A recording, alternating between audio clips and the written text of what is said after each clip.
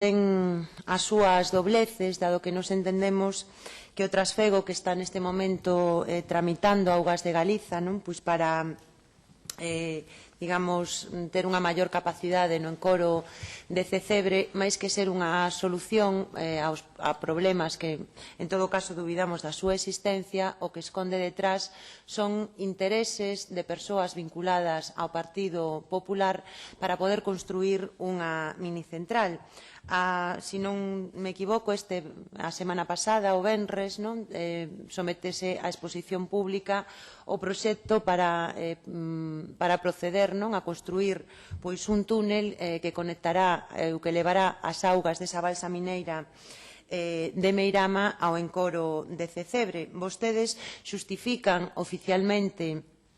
a necesidade desta actuación en base a reforzar a capacidade de suministro da comarca da Coruña, porén nos queremos hoxe poñer en cuestión que esta sexa en realidade o motivo de fondo que está detrás desa actuación, que queremos decir que tamén nos parece que ten moitos riscos e que, desde logo, neste momento vostedes non nos están avaliando dunha maneira clara. Estas obras van a afectar a unha zona que un LIC, que forma parte, por lo tanto, Rede Natura, vai afectar a calidade futura da auga que van a consumir os veciños e veciñas da comarca da Coruña, rebaixando a calidade da auga, algo que vostedes tamén sinalan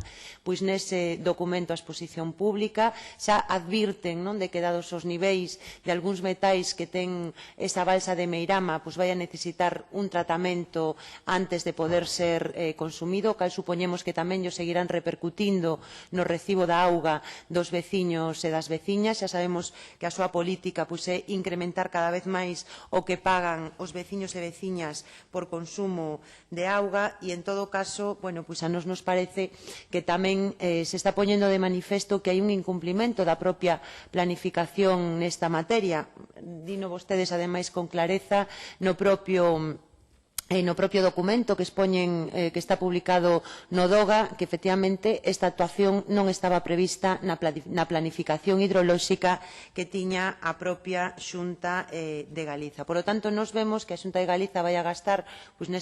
segundo os seus orzamentos, aproximadamente 1,4 millóns de euros para empeorar a calidade da auga que teñen os veciños e veciñas da comarca da Coruña, única e exclusivamente para viabilizar unha central hidroeléctrica que, curiosamente, está vinculada con unha concelleira do Partido Popular na Coruña. A nos, desde logo, isto parécenos que é un auténtico escándalo e que digan o que digan vostedes, realmente o único que buscan con esta actuación é viabilizar esa central hidroeléctrica que até o momento non puido ser construída porque, co nivel de auga que ten ese encoro e dado que ao suministro a poboación debería de ser sempre preferente e cos caudais que tiña na actualidade, non era rentável a súa construción. Permítame, ademais, que lle diga que vostedes mesmos se declaran culpables disto, porque no documento ambiental do proxecto de construción dese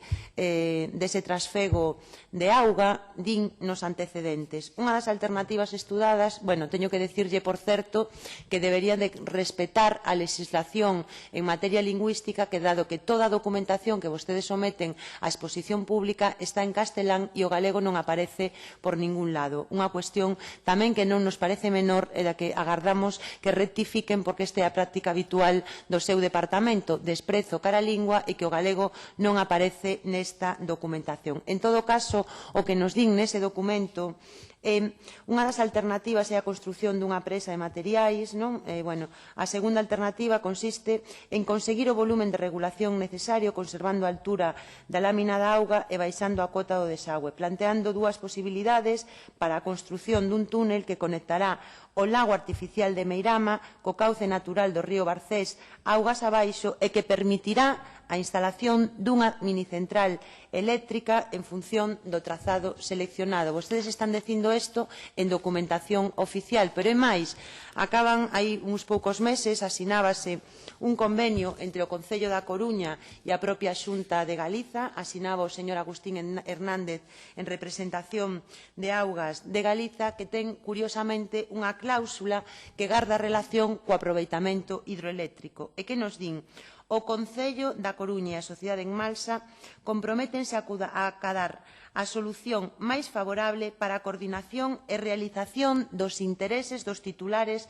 dos dereitos concesionais outorgados polo propio Concello e a Sociedade Minicentral Eléctrica de Galicia. E que din, ademais, que tanto o Concello como en Malsa comprométense a desistir das reclamacións xudiciais ou extrajudiciais interpostas por motivo das actuacións administrativas efectuadas en relación coa obra hidráulica da presa en Coro de Cecebre. A desistencia farase efectiva no prazo de 5 días hábiles seguintes á data da aprobación da modificación das normas de explotación. É dicir, que vostedes levan durante todo este ano facendo unha serie de modificacións no ámbito legal, levan, ademais, dando pasos para viabilizar a construción desta minicentral e o último paso é gastarse 1,4 millóns de euros de todos os galegos e das galegas nunha obra que non estaba prevista na planificación hidrolóxica e que ten por único fin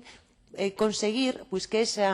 esos dereitos concesionais dunha minicentral no encoro de Cecebre se podan materializar. A nós, desde logo, isto parécenos fraudulento desde todo tipo de vista e parécenos unha irresponsabilidade moi grande neste momento, porque, segundo os datos que ten a propia Xunta de Galiza, o encoro de Cecebre nunca chegou aos niveis de emerxencia, ten unha capacidade que permite darlle solución ou darlle